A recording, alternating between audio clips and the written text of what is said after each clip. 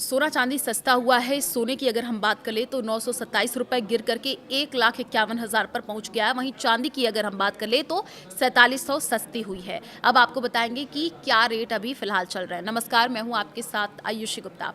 देखिए, सोना चांदी के दाम में आज यानी 23 अप्रैल को गिरावट है। IBGA के अनुसार 10 ग्राम 24 कैरेट सोना 927 रुपए गिर करके 1,51,000 रुपए पर आ गया है और इससे पहले 22 अप्रैल को इसकी कीमत 1,52,000 रुपए प्रति 10 ग्राम पर थी। देखिए, 1 किलो चांदी 4700 रुपए गिर करके 2,43,000 रुपए पर आ गई है और इससे पहले मंगलवार को इसकी कीमत 2,48,000 रुपए प्रति किलो थी। तो 2026 में देखिए, सोना अब तक 18,000 रुपए महंगा हुआ है। 31 दिसंबर 2025 को 10 ग्राम सोना 1,33,000 रुपए पर था, जो अब 1,51,000 रुपए पर पहुंच गया है। इस साल चांदी 13,000 रुपए महंगी हुई है। 31 दिसंबर 2025 को चांदी 2,30,000 रुपए किलो पर थी, जो अब बढ़ करके 2,43,000 रुपए पर पहुंच गई है। 29 जनवरी को देखिए, सोने ने 1,76,000 रुपए और चांदी ने 3,46,000 रुपए का हाई बनाया था। यानी पीक से सोना 25,000 रुपए और चांदी 1,42,000 रुपए सस्ती हुई है। सर्टिफाइड गोल्ड ही आप खरीदें। हमेशा ब्यूरो ऑफ इंडियन स्टैंडर्ड यानी BIS का हॉलमार्क लगा हुआ सर्टिफाइड गोल्ड आप खरीदें। ये नंबर जो है वो अल्फा न्यूमेरिक यानी कुछ इस तरीके से हो सकता है, जैसे कि AZ4524। हॉल मार्किंग से पता चलता है कि सोना कितने कैरेट का है।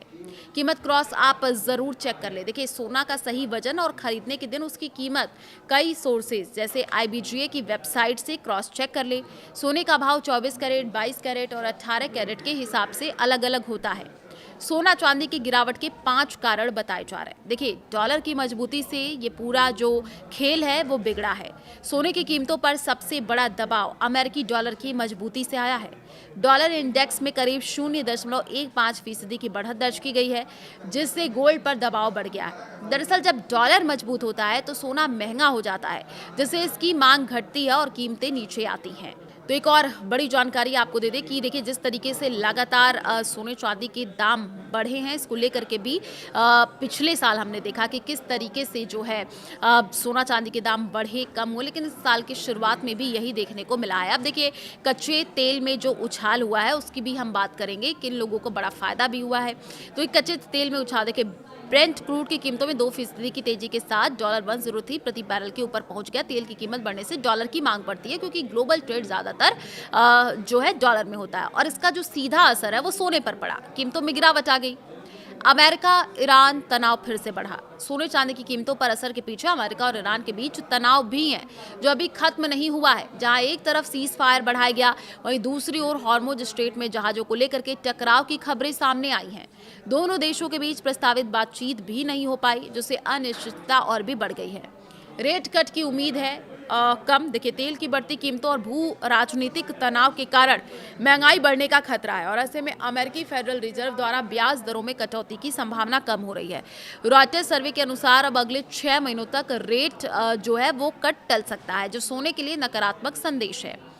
और एक जानकारी आपको बता दें कि हमने देखा कि किस तरीके से युद्ध के बाद से सोना दबाव में, जो 28 फरवरी से शुरू हुए अमेरिका ईरान तनाव के बाद से घरेलू बाजार में सोने की कीमतें 4% से ज़्यादा गिर चुकी हैं। हालांकि इसके बावजूद सोना इस साल के सबसे बेहतर प्रदर्शन करने वाले एसेट्स में बना हुआ है। शॉर्ट टर्म दबाव की बात करें, लॉन्ग टर्म मजबूती, तो देखिए, इस साल अभी तक जो है सोने ने करीब 14% का रिटर्न दिया है, जबकि पिछले साल इसमें 75% की शानदार तेजी आई थी। और इसके मुकाबले निफ्टी 50 इस साल अब तक करीब 7% गिर चुका है, जिससे सोना निवेशकों के लिए अभी भी सुरक्षित विकल्प जो है वो बना हुआ है।